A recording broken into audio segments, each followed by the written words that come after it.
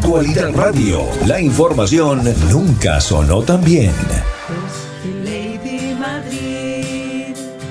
Ahora sí que me salió, oiga, de tanto repetir Lady Madrid, ya me la sé de memoria. Pero díganme que ya no se ha convertido en una especie de himno. ¿Qué tal? ¿Cómo están? Les habla Marian de la Fuente. Muy bienvenidos a De Buena Fuente con Marian. Estamos a día 20 de mayo, martes, avanzando ya el mes de mayo a todo lo que da. Oiga, casi 6 meses se nos han ido del año y prácticamente ni nos enteramos. Y estamos listos para llevarles a ustedes toda la información, como siempre. Abriremos un poquito más adelante también líneas para estar comunicados y que nos den ustedes su opinión sobre los diferentes temas que vamos a conversar. Pero hoy, y mientras el presidente Donald Trump se reúne con los republicanos del Congreso para sacar adelante ese Big Beautiful Bill, seguimos hablando no solo de un diagnóstico médico, sino de un diagnóstico institucional, ético y político, del que podría ser incluso el mayor escándalo en la historia de la presidencia de los Estados Unidos. Porque la noticia dada a conocer el domingo, confirmando que el presidente Joe Biden padecía cáncer de próstata con un nivel 4, con una metástasis ósea, sigue generando un tsunami de preguntas. Y la principal es: ¿desde cuándo lo sabían? Esto también formó parte del encubrimiento para mantenerlo en el poder a toda costa, aun cuando ese deterioro neurológico nos hacía cuestionarnos quién estaba manejando las riendas del país. ¿Creen ustedes realmente que este cáncer apareció de la noche a la mañana? Ese diagnóstico obviamente no es una manchita en una placa, tampoco es un susto del último chequeo. Para llegar a un nivel 4, con metástasis en los huesos y en un hombre de 82 años, que es mucho más lento que en un hombre más joven, según todos los expertos, incluyendo los de la cadena CNN que fueron consultados en el día de ayer, dicen que hacen falta mínimo 4 o 5 años. Algunos hablan incluso de hasta un decenio. Y aún hay algo más importante. Es imposible que un equipo médico como el del Walter Reed National Military Medical Center, que es el encargado de los chequeos presidenciales más exhaustivos del país, lo hayan pasado por alto. Entonces la pregunta es: ¿quién lo sabía y decidió ocultarlo? Porque escuche bien, si por un lado lo sabían, y todo indica que sí, estamos frente a un encubrimiento deliberado. Y si no lo sabían, estamos frente a una negligencia criminal que pone en jaque la credibilidad del sistema médico presidencial, del Partido Demócrata, del gabinete y de todo aquel que nos exigía confiar, entre comillas, en los expertos. Y es que el cáncer obviamente no llega solo.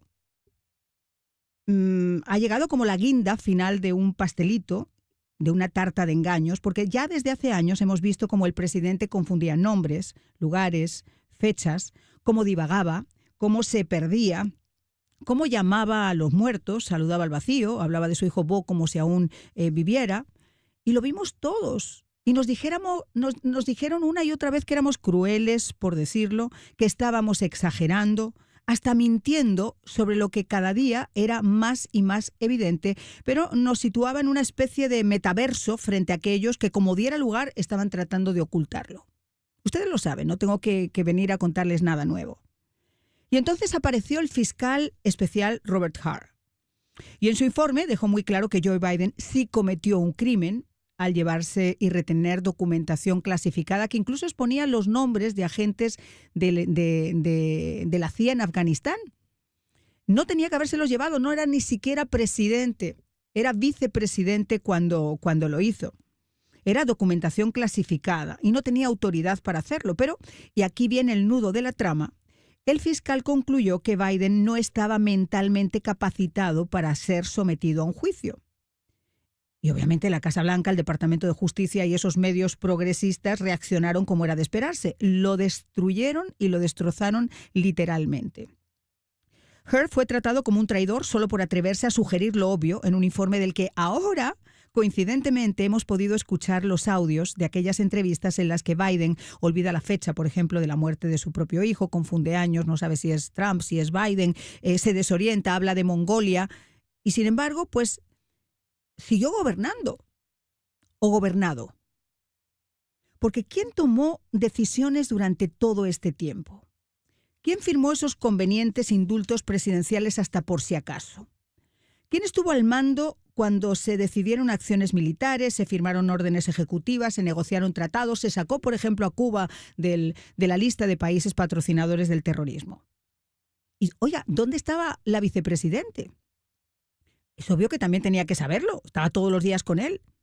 ¿O formaba parte de este macabro plan para que quienes no fueron elegidos por el pueblo pudieran llevar las riendas de Estados Unidos y evitar la aplicación de la enmienda 25, esa que además convenientemente está estipulada en nuestra Constitución cuando ocurren casos de estas características? ¿Ustedes se acordarán de Jill Biden presidiendo, por ejemplo, una reunión del gabinete?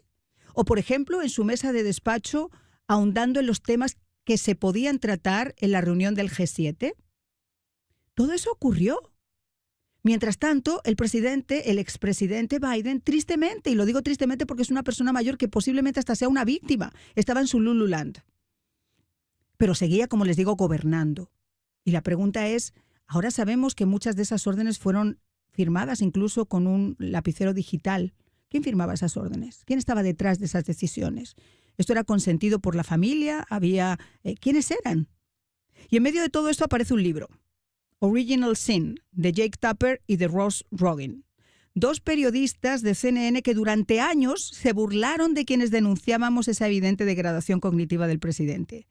Dos auténticos voceros del sistema que ahora, convenientemente y de una forma oportunista, presentan un texto que, oh sorpresa, confirma lo que ya era evidente para cualquiera que tuviera dos ojos y una conciencia. En el libro se dice sin rodeos que Biden era visto por su entorno como incapaz de recordar detalles básicos, propenso a confundirse en las conversaciones, a menudo completamente desconectado de la realidad política, y se dice incluso que era una especie de ruleta rusa cada vez que este señor tenía que tomar un escenario, que le salían ampollas cada vez que le tenían que dejar solo así fuera por 10 minutos. Pero claro, ahora es seguro decirlo. Ahora es seguro lavarse las manos de su complicidad y de fingir que nadie sabía nada. Hasta que, mire usted, pues después del debate se iluminaron y ahora resulta que vienen a darnos a todos cátedra con ese librito. Y todavía hay que escuchar a gente que dice, oiga, pero es que ellos no son conservadores. Y fíjese en lo que están diciendo. Oportunistas. ¿Por qué no lo hicieron antes? ¿Por qué no levantaron su voz cuando todo esto era tan evidente? Lo sabían y lo supieron siempre. Y esa es la tristeza. ¿Cuánta gente supo esto y cuánta gente se cayó? Esto ha sido una presidencia de sombras, ha sido un mandato de papel, ha sido un guión interpretado por actores secundarios que decidieron que el pueblo americano no tenía derecho a saber la verdad. Y hoy no nos escandalizamos por un cáncer, somos solidarios con la familia y con este pobre señor que tiene que enfrentarse a esa terrible enfermedad.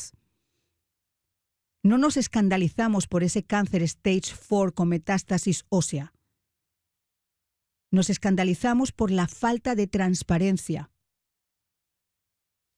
Y nos escandalizamos porque esto se sabía. A todas luces tenía que saberse. Y nunca nos dijeron nada. Comenzamos. Titulares de Buena Fuente. Trump impulsa su Big Beautiful Bill en el Capitolio pese a las divisiones internas. El presidente Donald Trump se dirigió al Capitolio para presionar a los republicanos a aprobar su ambicioso proyecto de ley fiscal, más conocido como el Big Beautiful Bill. Aunque la Cámara de Representantes ya lo aprobó, enfrenta obstáculos en el Senado debido a las preocupaciones sobre el déficit y las cláusulas controvertidas como la financiación a proveedores antiaborto. Un juez federal anula las directrices de la era Biden sobre la discriminación laboral por sexo. Un juez federal designado por Trump ha invalidado partes de las directrices de la Comisión de Igualdad de Oportunidades en el Empleo de la administración de Biden, argumentando que excedían su autoridad al reinterpretar el título séptimo para incluir protecciones basadas en la identidad de género. Un asesor de inmigración de Donald Trump denuncia fraude en las solicitudes de patrocinio de los menores no acompañados. La administración Trump reveló que aproximadamente el 70% de las solicitudes de patrocinio para menores no acompañados son fraudulentas. Se destaca la necesidad de reformas en el sistema de inmigración. Por otro lado, congresista demócrata enfrenta cargos tras un incidente en el centro de detención de Newark. El Departamento de Justicia presentó cargos contra la congresista demócrata LaMonica McBayer por obstrucción y conducta desordenada durante esa visita a un centro de detención de inmigrantes de Newark, en New Jersey. El Reino Unido, Canadá y Francia amenazan con sanciones a Israel por la ofensiva en Gaza. Los líderes del Reino Unido, Canadá y Francia han advertido a Israel sobre posibles sanciones si no detiene su ofensiva militar en Gaza, que ha causado al menos 60 muertes en los últimos días, según funcionarios locales. India y Estados Unidos buscan agilizar el acuerdo comercial bilateral. Las delegaciones de comercio de India y Estados Unidos se han reunido para acelerar un acuerdo comercial bilateral en medio de las tensiones por aranceles y regulaciones tecnológicas.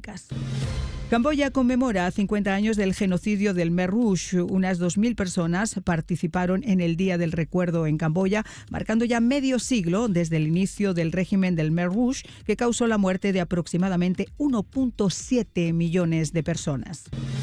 La Unión Europea impone sanciones a la flota clandestina de petroleros rusos. La Unión Europea ha anunciado nuevas sanciones dirigidas a la flota en la sombra, como llaman a esta flota en Rusia, que transporta petróleo y gas eludiendo las restricciones internacionales. La Corte Suprema falló ayer a favor de la administración Trump, permitiéndole eliminar el estatus de protección temporal TPS para aproximadamente 350.000 venezolanos, aunque una gran parte ya han solicitado otros estatus migratorios como visas especiales o asilo. Esto ha generado preocupación entre quienes no lo han hecho en el sur de la Florida.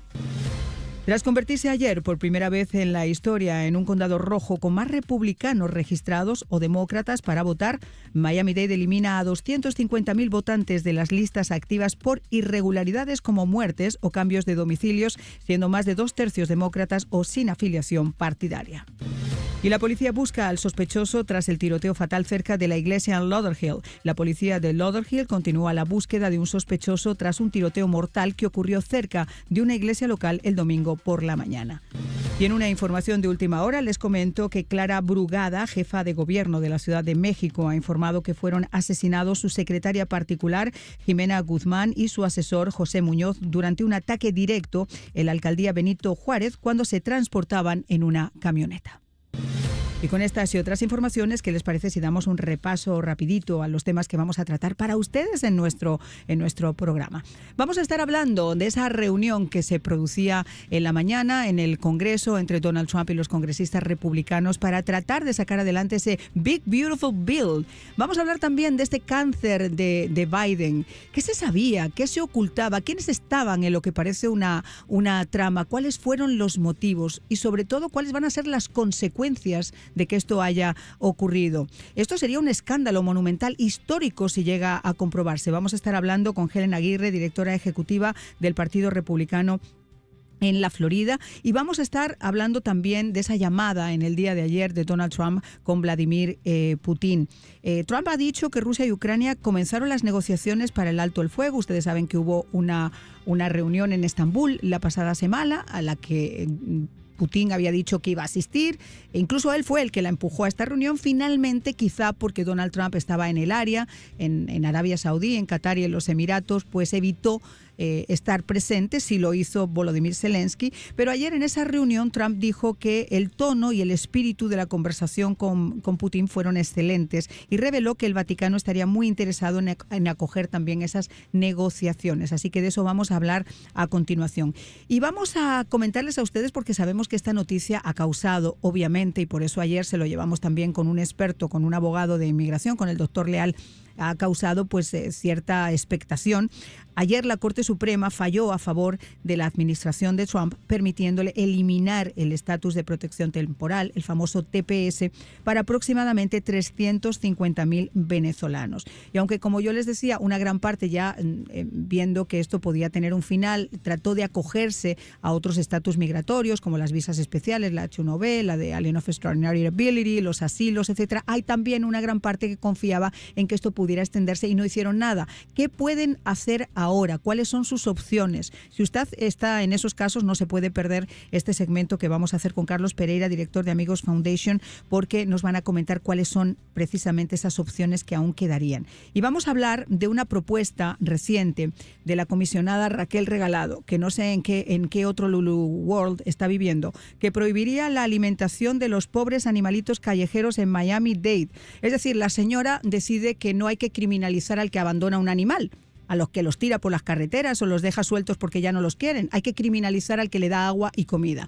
Y esto obviamente a los que amamos los animales nos ha sacado ampollas, y puesto que ya ella ha dicho que lo ha retirado, pero realmente lo que ha hecho ha sido posponerlo, vamos a hablar sobre esto para que nos aclaren qué está pasando en una reunión que va a haber justo a estas horas en la comisión y que nos van a dar los últimos apuntes. Así que sobre todo esto y mucho más, comenzamos, si les parece, de buena fuente con Marian.